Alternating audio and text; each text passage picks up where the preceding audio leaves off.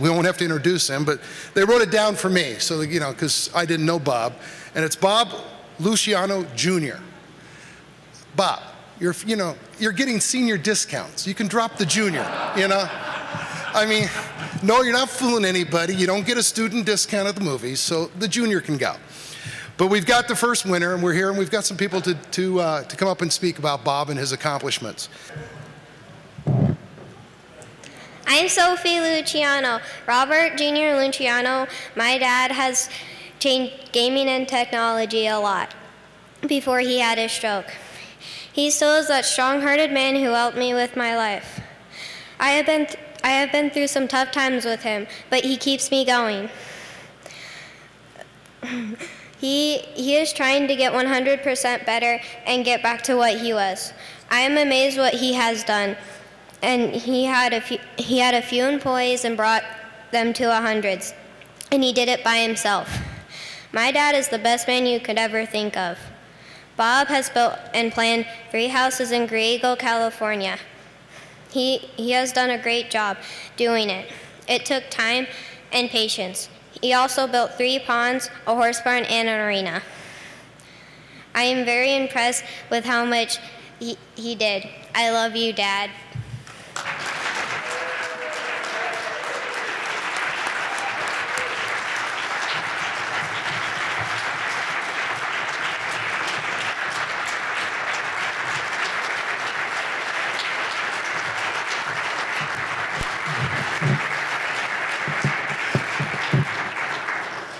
Well, that's hard to top. Randy, you sure you want to come up now? We could take a break, Okay, come on up, Randy. Thank you, Sophia. That was very, very nice. Actually, Sophia's great, and we always have fun together, so it's an honor following her as well. So, again, my name is Randy Hedrick, and I've known Bob for over 30 years. I literally was the young kid that Bob kind of picked out of the crowd and chose to mentor. I worked directly for him for 15 years. Bob is the guy that pushed me and anybody that comes in contact with to do things better than you ever thought were even possible. To have someone like Bob believe in you gives you motivation and drive to try to reach that next level, because if he believes in you, why shouldn't you? Bob always pushes you to do everything better. He used to have this motto. He was pretty much, you look at everything of the competitors, and if you do everything 10% better, how can you lose? So we always strove to just, we would walk casino floors, we would literally take things apart, not just ours, but our competitors, and figure out ways to do it better, faster. That didn't mean that you always believed in what Bob asked, because a lot of times he would say, he wanted something, you'd say it would take a year, and of course Bob would think you could do it in a couple of months. His motivation tactics were words like humor me, do it in parallel, and it's only work. So, while you're deep in the trenches, that didn't always really work out. But the one thing you did know is the entire time you were there, if you were working nights and weekends, you knew Bob was going to be there. And it wasn't just to make sure you were there. He was helping you solve tough problems. He was there. His mentor, Peter Dickinson, and Bob, you knew if you were working nights and weekends, they were there, and they were going to help you solve, whether it was a technical problem or a personal problem, they were there for you. Now, while you always respected Bob greatly, that didn't mean that when he left your office, you weren't kind of holding your head wondering what had just happened. For those who've worked with him, we used to call him the hurricane, because he'd kind of blow in your office, wreck everything you've done, and kind of blow on out. One time, out of frustration, I had redesigned something for like the 3rd or the 4th time, and the deadline was coming, and I'm like, Bob, just please tell me what you want so we can get this done. And he looked at my part and he says, you think I know what I want? And he says, and I don't always. He says, I just know when I look at that's not it. He's someone that works incredibly hard, but he plays hard. For those who have ever done anything outside of work with Bob, at times you're a little scared depending on the situation. Other times, you're just having the most incredible time. The one thing for sure is you will have a story that you'll tell your friends, and you'll tell it again and again. The thing that a lot of people don't know about Bob is that his accomplishments in gaming are just beyond belief. He led a team of us, a very small team at the time at IGT, from just being a video poker company into being a full stepper company. And that wasn't something that was simple. We literally were working at Bob would go to the airport, pick up parts, and we'd assemble parts on the kitchen table at midnight. Or we'd be working late nights and weekends, but because he instilled in you this cause that you basically, ironically, I now work at Bally, our goal was to beat Bally. I mean, Bob's ambition was he wanted to be #1. We had to win, and we did everything we could. So for those who don't know about some of the history, Bob led the teams that developed IGT's first stepper slot, which was actually called the M slot, which actually wasn't a stepper motor, but it was a mechanical slot. He led the teams that developed S slot, S plus, PE plus, and the origination of the 960 product. He also, for those who buy bill acceptors today, the down stacking ones that you buy from JCM or MEI, that was Bob's idea. That literally came out of his mind, took us years to develop, but even today, that same format, that same bill acceptor is in every machine pretty much sold throughout the world. That was Bob's idea. There's a lot of, success has many fathers, but I know that, I was at IGT when Megabucks was created, and that was the brainchild of Peter Dickinson, Bob Luciano, Bob Bittman, and there was a core team there, but Bob was definitely the key technical guy at the helm during the creation of that solution. Then he left IGT after a long, successful career, made IGT billions of dollars, literally, and then he went and started a little company called SDG. At SDG, what people don't realize is the first Tito thermal printer was created by Bob at SDG. He actually proposed that idea to IGT before he left, and everybody at IGT just looked at him like, this guy's crazy. He's going to put a printer in every machine. So Bob obviously believed in it enough to leave and start his own company, developed a printer that ultimately was the product that Ithaca Peripherals bought from Bob. He developed their first thermal printer. Obviously, the Alpha, who don't know about the Alpha, but Alpha platform, I look at it because I was at IGT and I hated the Alpha platform, especially when it got in the hands of Bally and WMS, so that is a key one. And then the main thing is he created markets where there weren't markets. I'd meet with Bob and I'm like, what are you going to do? And he says, well, I'm going to go where everybody else isn't. So he would go up and open markets up in Washington and work with other people to create solutions to solve problems in California. Again, there's many more products and stories beyond that, but those are just some key ones I felt that were important because those generated billions of dollars and continue to generate billions of dollars. So, he obviously has a lot of ideas. Well, and now I'm going to talk about a little more touchy subject because it's an amazing thing. It's just, I'll call it's Bob after he had his stroke. For many of us, obviously Dan Waller and I, we had actually had dinner with Bob the night before. We saw him the day after. To see from that day to now is incredible. For those who haven't been witness to that, when we walked into Bob's room, Bob really basically couldn't see. He couldn't talk. He couldn't walk. He couldn't communicate at all. So now he's doing these radical therapies. I mean, just like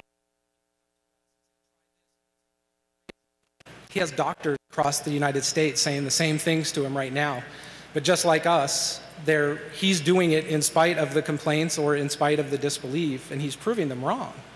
He's making incredible progress, and I actually believe in his personal efforts are going to help stroke victims and have a much bigger impact on the world than anything he ever did in gaming. He's personally putting himself through some amazing things, and ultimately the world is going to be better for what he's doing.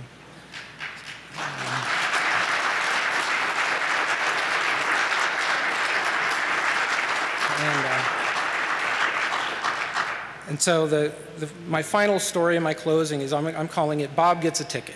So here's Bob. He's had his stroke. He's had all the issues I just talked about. And I go to Vegas, and I'm like, Bob's like, hey, let's go for a drive. And I'm like, okay. And I go to get in, and no, Bob wants to drive. For those who have ever driven with Bob, healthy Bob, it is a life-altering / scary experience. So here I'm getting in the car, and Bob's going to drive. Okay, remember, he's driving. He still has no control over his right leg or his right arm, but Bob is going to drive. I asked Teresa, is it okay to drive? And she says, well, he talked to his doctor, and he said if he keeps going, in about a year, he can drive again. Well, this was the following week. So you know, we drive, and actually, he seemed safer than before, which was good. So then all of a sudden, Bob comes back to Reno, and I'm going to meet with him and Teresa, and I go over to his house, and Bob is just mad. He's mad. I'm like, what's the matter, Bob? He goes, I got a ticket. And I'm like, and even now today and he's like, I wasn't speeding. And I'm like, Bob, you need to put it in perspective. It was a year ago. You couldn't walk, you couldn't talk, you couldn't really see, and now you're complaining about a speeding ticket. So to me, the drive and the effort and the amazing things he's done are just incredible. And so to you know, be associated with him and to know him is just amazing. So that's my thoughts. So thank you.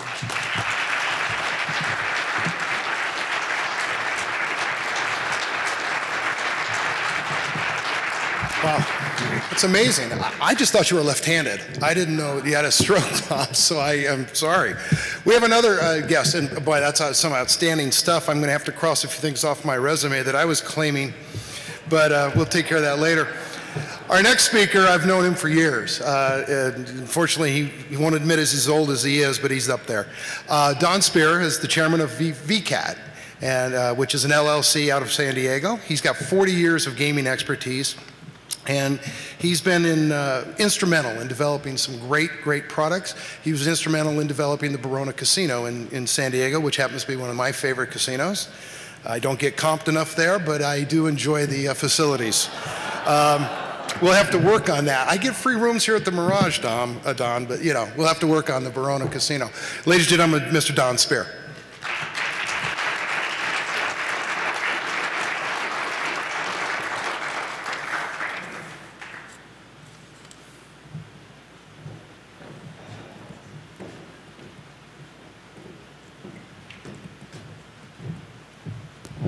So, Brooke, you understand that comps are based on volume of play. So it's in your hands, buddy. Thank you. My name's Don Speer. This is truly a privilege to be asked to come up here as Bob is inducted into the Hall of Fame. Bob Luciano has done so much for me and so much for the people that I work for, that I work with, the Barona people, and so much for the Indian people in California and in states all across the country. I was really pleased to see in Sal Sherry's quote kind of an extensive comment and a short quote about what Bob has meant to Indian gaming. It's huge. There's a very strong argument. As Randy said, success has many fathers, failure's an orphan. There's a very strong argument that I can make that there would not be gaming on Indian land in California without Bob Luciano. That's how important he was in 1998. He saved the day. Gaming was going to be closed. He saved the day with his finite math lottery machines. Without that, we were all going to close down. It was fantastic. For that, I thank you, Bob.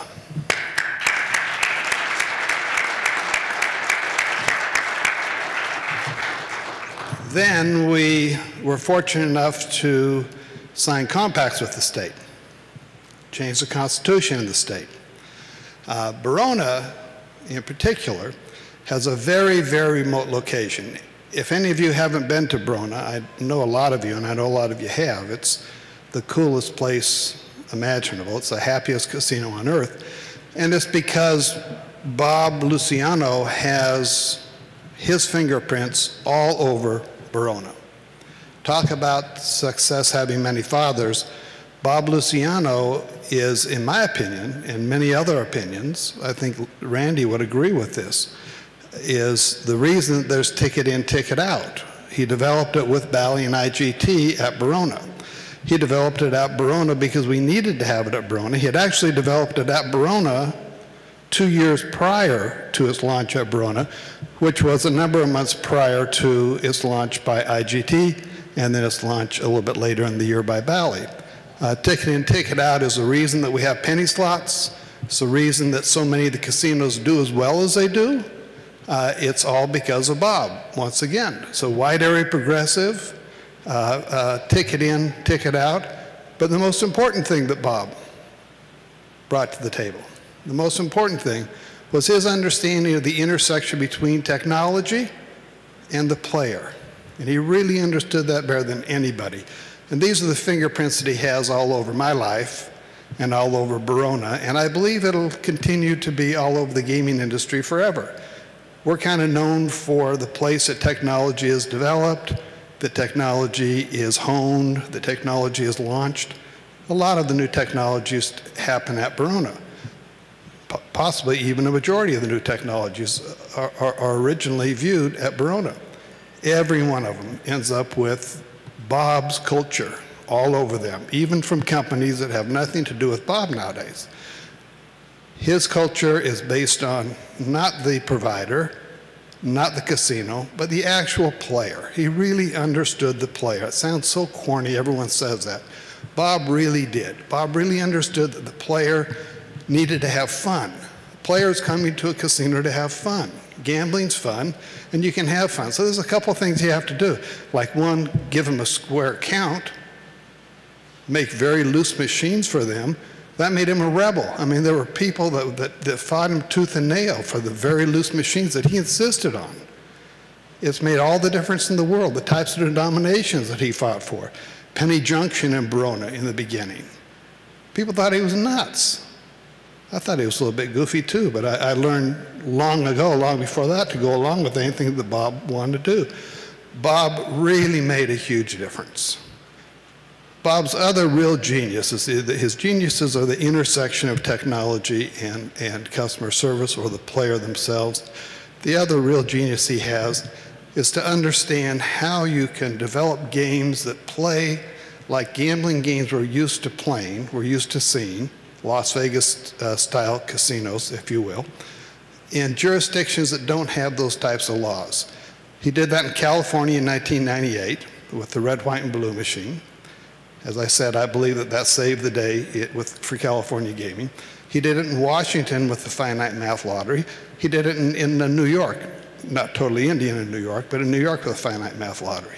These are the types of things that he can figure out, where the rest of us would take a look and say, no, you can't do this, they're not allowed gaming in this jurisdiction. He would take a real hard look. He's got the mind of an attorney, I hate to say, but he does, as well as a genius engineer. But he would take a look into the laws and try to find a way on how you could get jurisdictional okay through legislation rather than through changing the entire compacting process. That's what Bob was able to do, and he did it just fantastically. So, Bob, you've just made a huge difference in my life. You've made a huge difference in the life of everybody around me, and I really appreciate it. And I can't think of anybody in the world that's more deserving of this award than you. And my friend, thank you very much.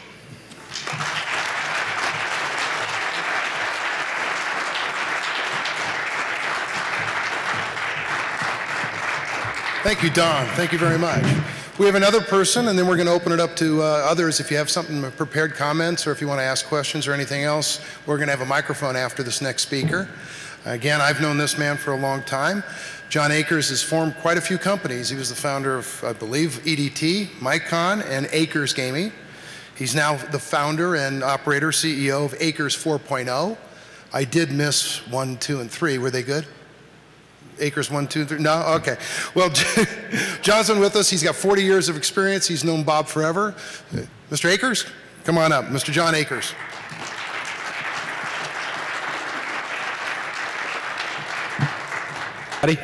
It's good to be here. Hi, Bob. Glad you're here. You know, there were a lot of things I was going to say about Bob that have already been said. So let me tell you about some of his other qualities. And I'm going to kind of make this up as I go along, so I hope it goes somewhere. The first thing that I really like about Bob that some people don't like is that he's incredibly stubborn. Now, if anybody feels otherwise, raise your hand. I'd like to. Oh, you don't think he's stubborn? Is that what? Oh, okay. But you know, being stubborn when you're right is an awfully good quality to have. Some would debate whether Bob knows whether he's right all the time or not, but he is always stubborn. And that is one quality that I think has served him and served all of us well. Another quality that Bob has that he's always exhibited is being pushy. He doesn't hesitate to make his thoughts known, sometimes 2 or 3 times in a row. And because Bob has this third quality that I want to tell you about, that's really important, because the third quality that Bob has is the willingness to fail, the willingness to take risk, to accept that outcome, to look at it and redo with the full faith that this next version will be absolutely right. And even if it doesn't prove to be right, he will look at it, redo it, and believe with full faith that he will be absolutely right again. And those are amazing qualities to have. You've heard from Don and others about what Bob has meant to the industry, so I won't go through that again. Let me tell you a story about the day I saw the new Bob. That's what I call him. I see the old Bob before the stroke and the new Bob after. Now, both Bobs share stubbornness. I remember he had a stroke on an afternoon, I forget what day of the week it was. I got up with Rich Fiore, Lorraine's husband. We went up to see Bob the next day, and I'm in the room, and Bob is in distress. He's had a major stroke. A lot of people didn't think that he would survive it. And he's sitting there trying to communicate, clearly disoriented, but you could still see something ticking in there. And this hospital he was in was one that I wouldn't care to go to myself, because they were really kind of preparing Bob to, for his new life as, for want of a better word, his new life as a vegetable.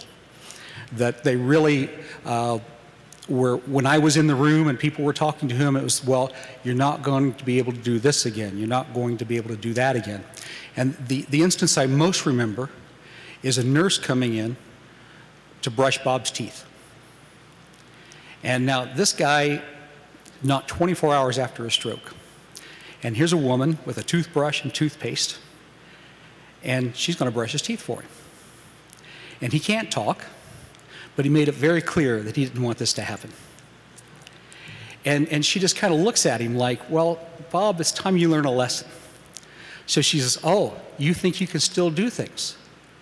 So she just put the toothbrush and the toothpaste down in front of him on a little tray. And now Bob can't move the entire right side of his body. So he's angry. He's furious with this woman. And I'm sure she meant well, but to me it was like she was going to enjoy the show of this person learning what he is no longer able to do. And so Bob looks down on that tray and sees his toothbrush and his toothpaste, and he grabs with his left hand the toothbrush, and now he has no other hand to grab the toothpaste. And he's looking at it, and he's really mad, and he's not going to let anybody help him. And he's looking at it, and she's just standing there with her arms crossed like, you just tell me when you're done playing around, and I'll brush your teeth for you. And then he goes on like this for about 30 seconds, and finally he takes this toothbrush and he sticks it in his teeth. And he's got this toothbrush sticking out of his mouth, and he reaches down with his left hand again and picks up the toothpaste. He manages to get the cap off of that thing, how I don't know, and now he's trying to put the toothpaste on the toothbrush in his mouth while he's looking kind of cross-eyed. And I would guess it was a small tube of toothpaste, but fully half of it did not make it to the brush. But he didn't care, partly because he couldn't see it, but he just kept going. He got the paste on there, and he brushed his teeth in front of that nurse. And he just glared at her the whole time. He's just going up and down, look at it, like, see what I can do? And that moment, to me, epitomizes what Bob is. He will not take no for an answer. Even to those of us that have more sanity than Bob, even we might think, you know, it wouldn't hurt just to let her do it. He's going to prove his point. And in doing so, he does not accept anyone else's opinion if it doesn't agree with the goal that he desires. That doesn't mean that he gets every goal that he strives for right away. It does mean he never stops trying. And I've been watching Bob and been with Bob for 5 years now after the stroke. Or is it 6? I've lost track. 6? And to watch his progress is remarkable. I've gone with him, I've talked to his doctors, and he's telling me about all these treatments he's doing and how much difference it's making. And they take me aside and they go, you know, I don't think that really makes a difference, but hey, let's just humor him. But what I've seen in every month that I talk to Bob, he has gotten better. About a year after Bob's stroke, he called me up, and somehow he wasn't talking well yet, but I managed to understand that he wanted to go to Lake Mead. So I agree to go, and Teresa's there. And he doesn't want to go down close. If you've been out to Lake Mead, you know the water's receding and the docks are getting ever further away from the parking lot. Now Bob he can't walk real well, and he doesn't want to be dropped off close to the dock. That we're going to park up where all the cars park, and Bob's going to get down there. Now the problem is that by this point, Bob has started to learn to talk again. And he wants to tell me stuff.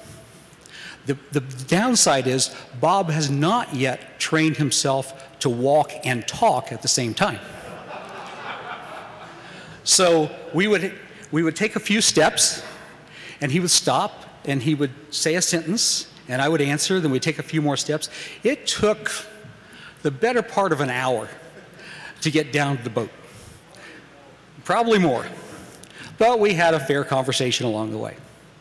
And then, of course, the part that's the same of the old Bob and the new Bob is that we get down to the boat, and we finally get on it. Teresa's there, and Sophia was there. And we get ready to take the boat out, and Bob starts feeling with his one arm that he can move into his pockets and realizes he forgot the keys. So we had to make that long walk back up, making all the stops along the way for the conversation. But if you talk to Bob now, you can see that he can walk and talk. I've not seen him chew gum yet while he's walking, but I imagine he'll get there. Bob has been everywhere in the world seeking treatments and assistance that help him. His improvement is absolutely clear. There can be no doubt that Bob has been an innovator in this industry. There can be no doubt that he has changed our little corner of the world for the better. But let me tell you one other thing that I learned in watching Bob, and that I realized has been true all along, and I maybe didn't realize it. That Bob didn't do it by himself, and I don't do what I do by myself. That without Teresa, without friends like you, whether it was in the business to make the ideas come true, whether it's in the recovery to support him, Bob could not get anywhere without his friends. And you guys have been wonderful friends to Bob. He owes a great proportion of the progress that he has obtained, not only to his stubbornness, not only to his pushiness, not only to his intelligence and his will, but to you.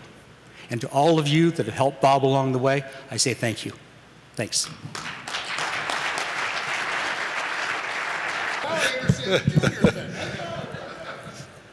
Hello, everybody. I'm Bob's dad. I'm Bob Sr. And I'm going to change the subject just a little bit, because what John just said about what Bob is doing with his stroke recovery is kind of amazing. I think that in the long run, he's going to change how strokes are treated in the future for everybody. He's doing that well with it. But what I want to talk about, I want to give a little bit of insight of Bob before he ever came to Nevada, how Bob grew up. And I've got one story I want to say. You know, I'll give you a little background. I ran my own consulting engineering business in New Jersey. And in that business, we built some special machinery at times. And at about the age of 10 or 11, Bob worked in my shop from then on until he graduated college. And by the time he was 15, 16, Bob could go in the shop, he could run a milling machine, he could run a lathe, he could sit down and design a machine with me. We assembled machinery. And he was pretty much an accomplished technician. But anyway, when he got to be about 15, we had my house and we had a house that we rented, and they both needed painting. And so I made a deal with Bob that if he painted both houses over the summer, I'd give him $1,000, $500 a house. And so indeed he did it. And he did it. It was a really pretty tough job because he had to scrape old paint, things like that. And he worked all summer. By the end of the summer, the houses were painted, and they were painted well. And so I sat down, I gave him $1,000. And then I said, well, why don't we go tomorrow morning and we'll put it in the bank? And Bob said, no. He says, that's not what I want to do with it. He says, I've been reading these motocross magazines, and I want to buy a Honda 250. And I said, well, how much is that? He says, well, I've got some extra money. He says, it's $1,300. And at that point, it was quite a while ago, I hadn't paid $1,300 for a car. But, you know, I made the deal. So the next day, for sure, we went to the Honda dealer, and we bought a Honda 250. And we brought it home, I put it in the station wagon, and it was in a box. And I had to go somewhere that day.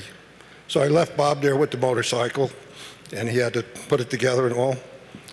And I came home that night, and I went in the shop, and there's the motorcycle, sawed completely in half. In fact, it was sawed into 3 different pieces.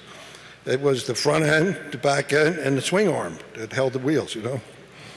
And I said, my God, I was aghast because that $1,300 I couldn't believe. And so he says, well, Dad, he says, I've been reading these motorcycle magazines, and in there, if you change the swing out, the length of the swing arm, it'll give you a different vector when you go over bounces, and the bike will run better. He says, we have to go to the welder. And he knew because we had welded most of our machines. So what to do? I mean, the next day, we went to the welder. And he welded the bike together to Bob's specs. And Bob ran that bike for several years, pretty successfully in the motocross competitions.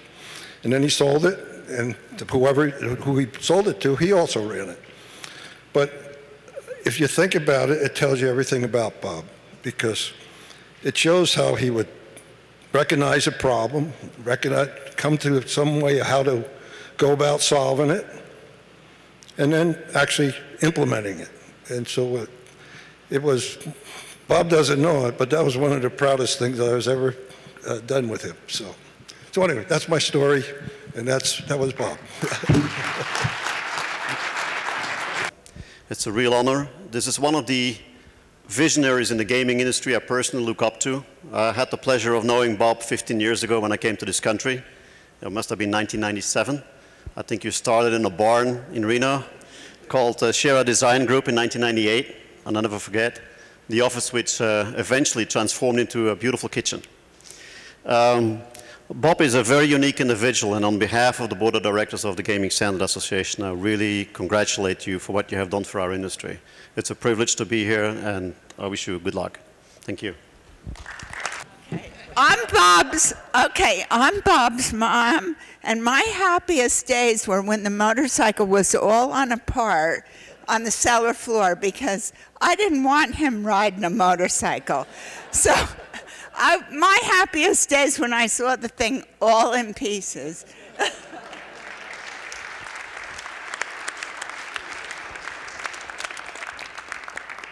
Okay, Bob, if you'd come up and please receive the first of hopefully many awards for what you've achieved in your lifetime. Ladies and gentlemen, Mr. Bob Luciano.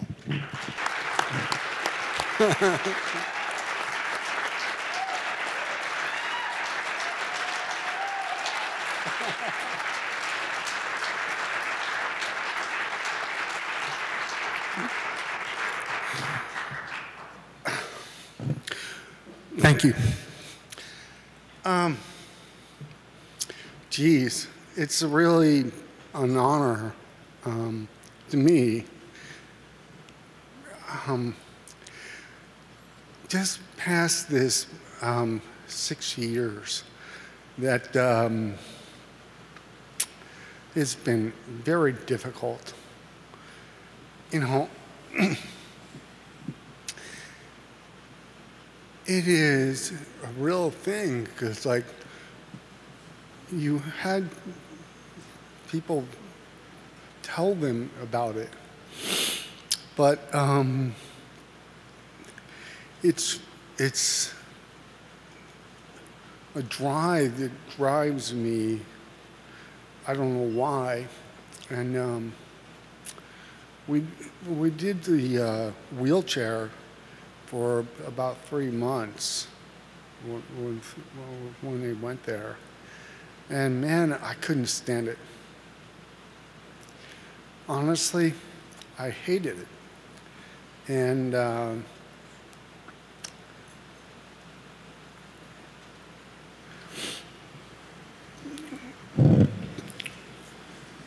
you know, to them, it drive me to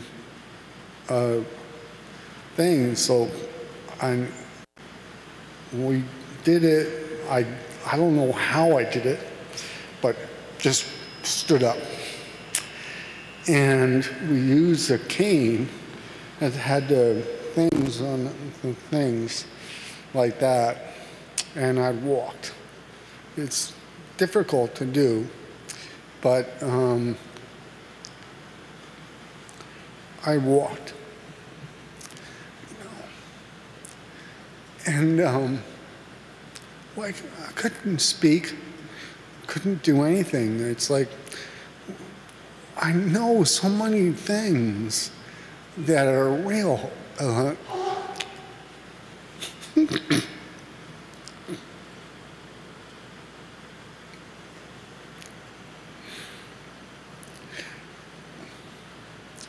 You know, like math.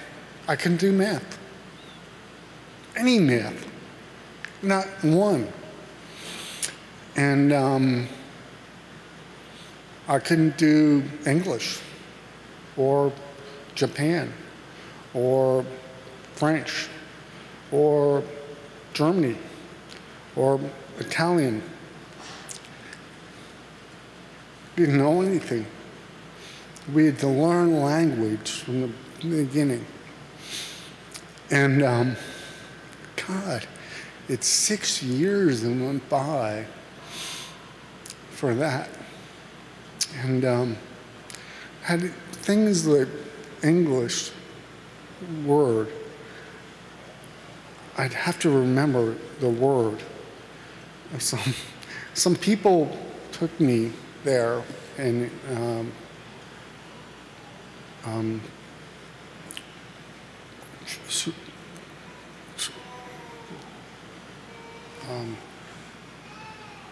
together with the, I can't remember the name, it like forced me to use the language to learn everything.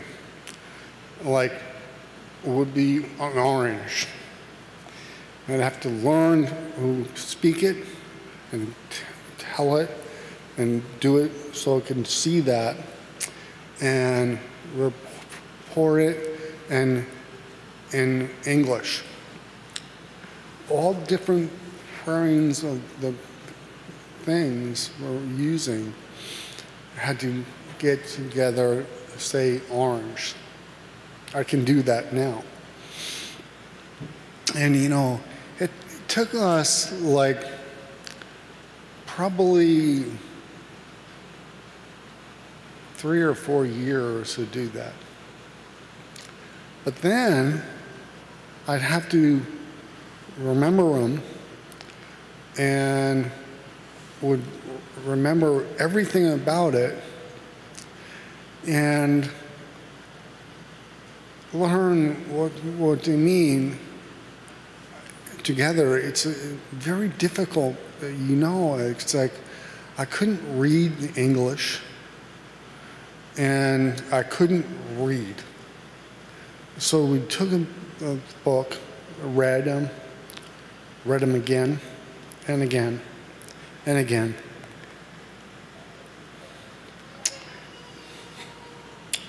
For maybe 6 years.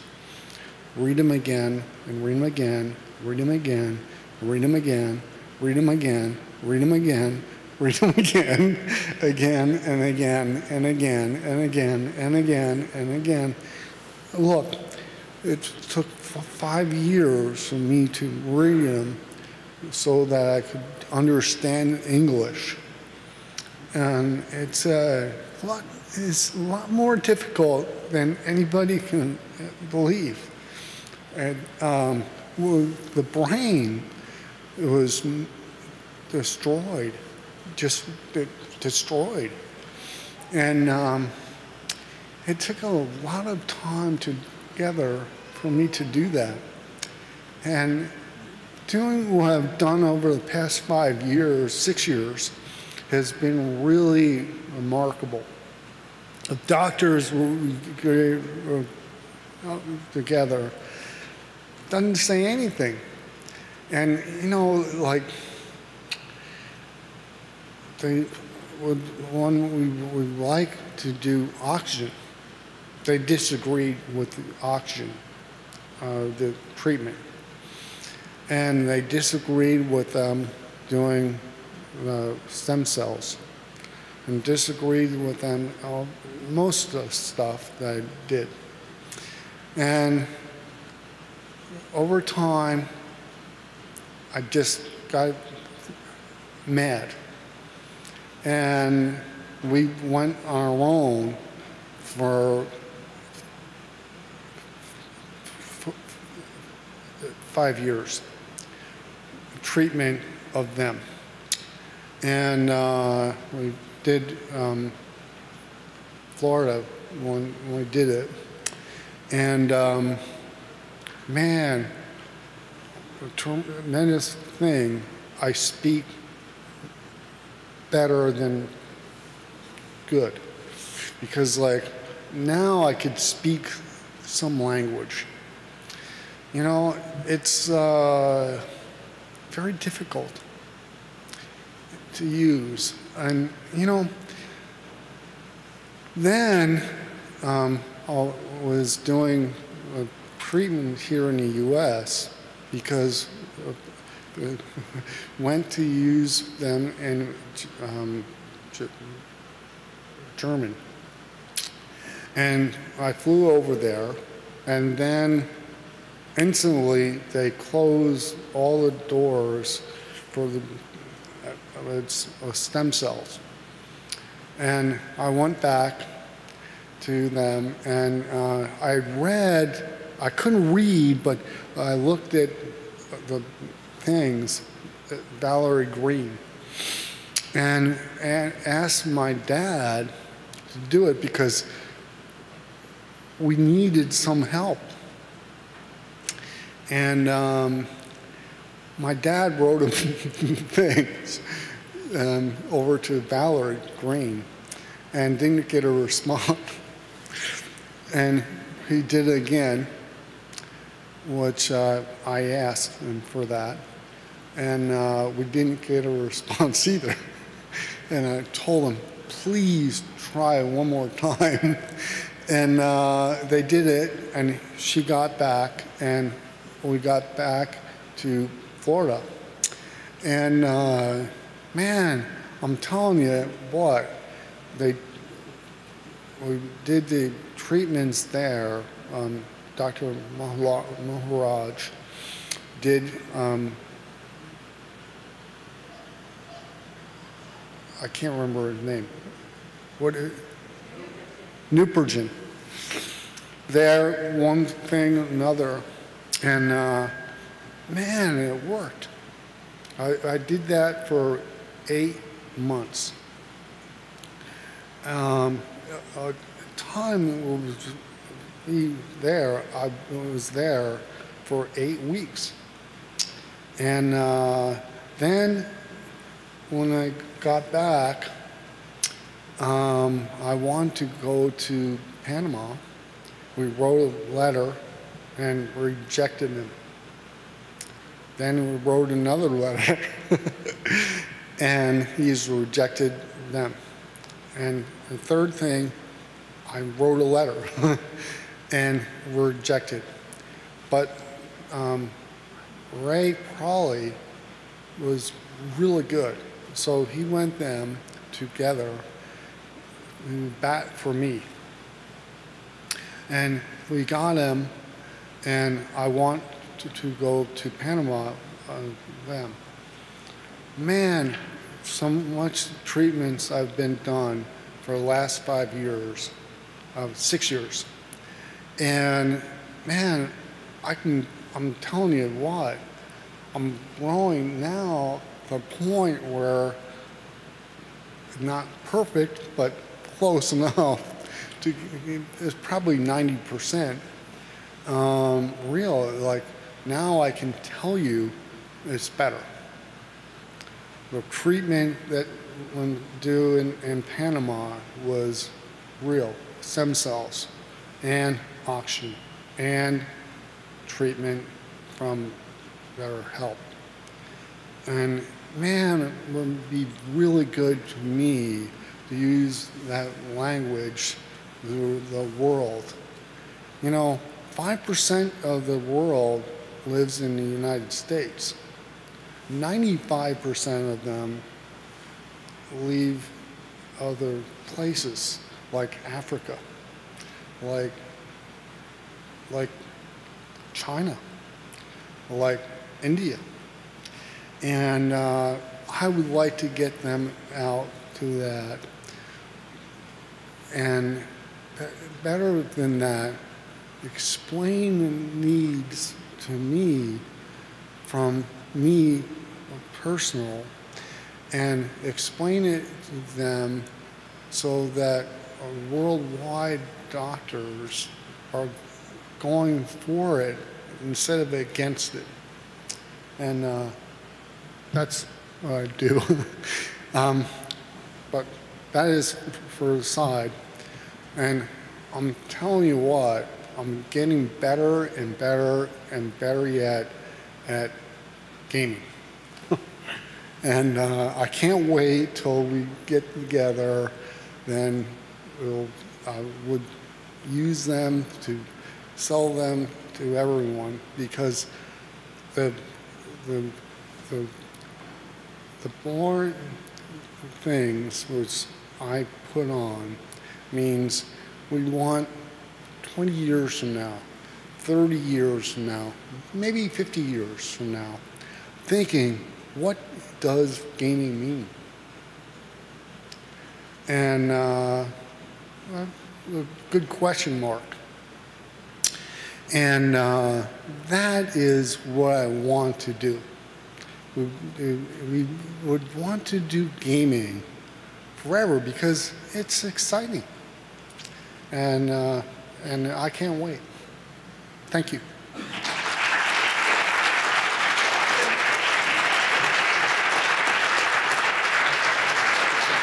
This is yours, my friend.